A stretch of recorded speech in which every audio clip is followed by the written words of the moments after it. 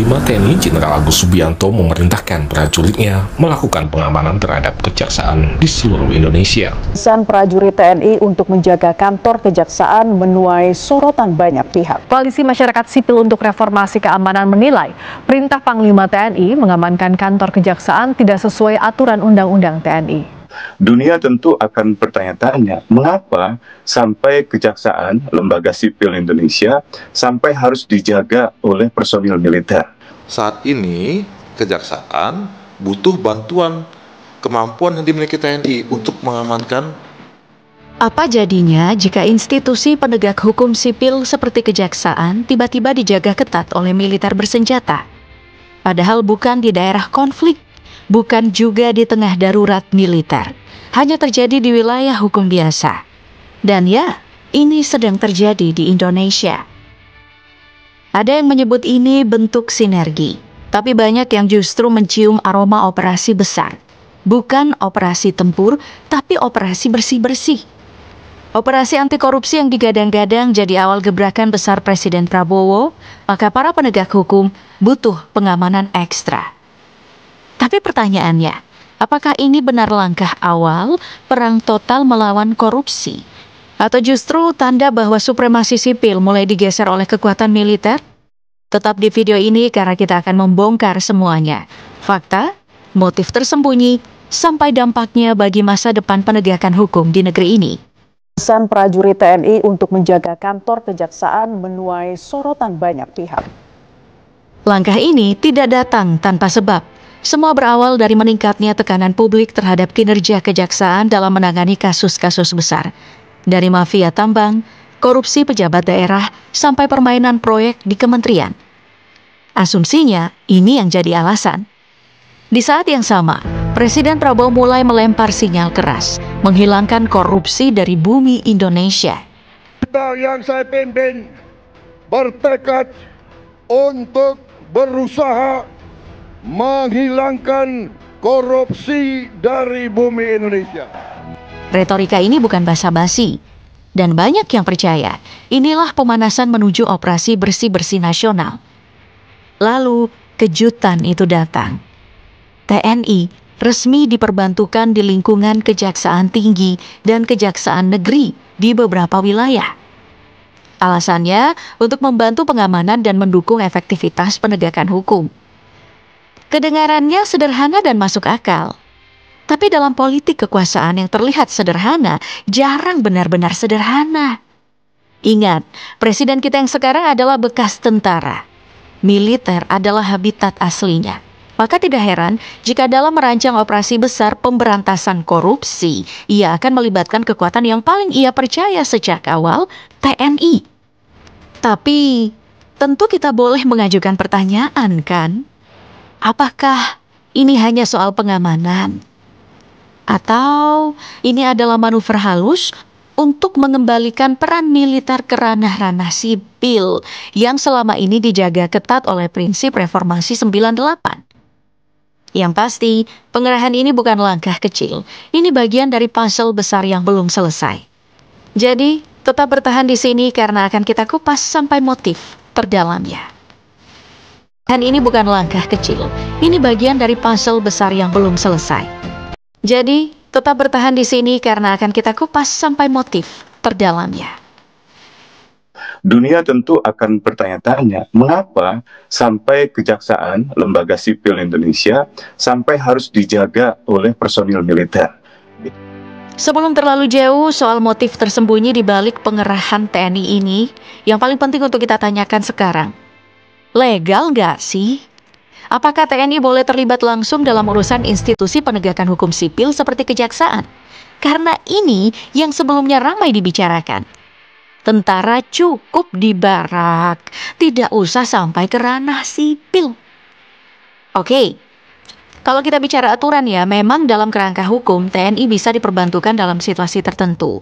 Tapi harus melalui keputusan politik negara dan harus permintaan instansi terkait. Dan pertanyaannya, apakah prosedur ini sudah dilewati atau ada jalan pintas kekuasaan di balik layar? Ini nih yang patut kita curigai. Tapi yang menarik, pengerahan ini bukan cuma dilakukan sama satu matra. TNI Angkatan Darat bakal berkoordinasi dengan Angkatan Laut dan Udara apabila tidak memenuhi personil sesuai kebutuhan. Artinya ini bukan sekadar langkah dadakan, ini langkah strategis, terstruktur dan terkoordinasi. Dan di balik semua ini ada medan pertempuran yang lebih sunyi tapi jauh lebih dalam. Pertarungan pengaruh antara lembaga penegak hukum. Kita sedang berada di masa krusial. Revisi Undang-Undang Kejaksaan sedang dibahas. RUU Polri juga mulai naik ke permukaan. Dan dalam proses ini, setiap institusi sedang berebut panggung, berebut kewenangan, bahkan mungkin berebut perlindungan politik. Apakah pengerahan TNI ini jadi tameng untuk kejaksaan yang sedang memperkuat posisinya? Atau sebaliknya, ini sinyal dari Presiden kalau akan ada poros kekuasaan baru dalam pemberantasan korupsi yang tidak lagi bertumpu pada KPK atau Polri?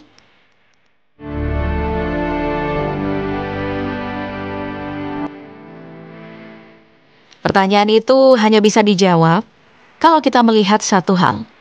Skala dan struktur operasinya. Kita sudah melihat bagaimana usaha dari Bapak Presiden Prabowo mengenai untuk memberantas korupsi ini di negara kita tercinta, negara Indonesia Republik ini. Dan sekarang bagaimana menurut kawan-kawan, dan mari kita baca dulu komentar dari netizen. Pravob TNI yes, ya, dari Mas Juju Juarsi. Selanjutnya kita baca dari Richard Alexander.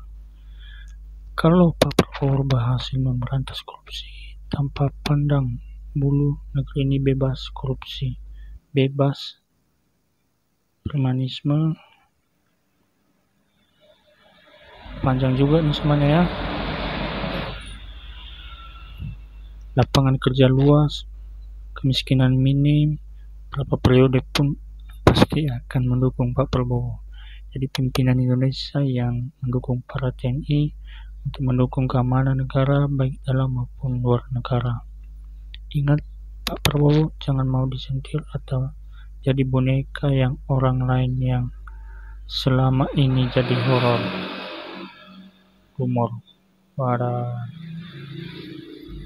Dan dari Hibang Richard Alexander ini sangat mendukung dan memberikan respon yang baik terhadap lakukan hal dalam pemerintahan itu atau dalam membangun pemerintahan ini. Selanjutnya kita baca dari Aka Andre. Sip, mantap Mas, semoga Bapak Prabowo selalu diberikan kekuatan, kesehatan, selalu memimpin kami rakyat Indonesia. Dari komentar kawan-kawan. Dan selanjutnya bagaimana menurut kawan-kawan terhadap kebijakan yang telah diberikan Bapak Presiden Prabowo ini untuk mengatasi korupsi di Indonesia ini agar tercerah atau terlepas kita dari masalah kemiskinan, masalah lowongan pekerjaan, masalah kesehatan, pendidikan, dan hal sebagainya dalam untuk membangun negara Indonesia ini. Dan satu-satunya kekuatan dalam terus melaksanakan dan melakukan kebijakan Bapak Prabowo ini, kita sebagai masyarakat memberikan dukungan yang baik dan doakan agar sehat selalu dan panjang umur. Dan semoga kedepannya kalau memang benar Bapak Presiden Prabowo ini bisa memberikan hal yang baik, maka kita sebagai rakyat Indonesia pasti juga memberikan yang terbaik untuk Bapak Prabowo ini, setidaknya 2 periode. Dan itu kawan-kawan, bagaimana menurutmu? Silakan tinggalkan di kolom komentar biar kita saling diskusi bersama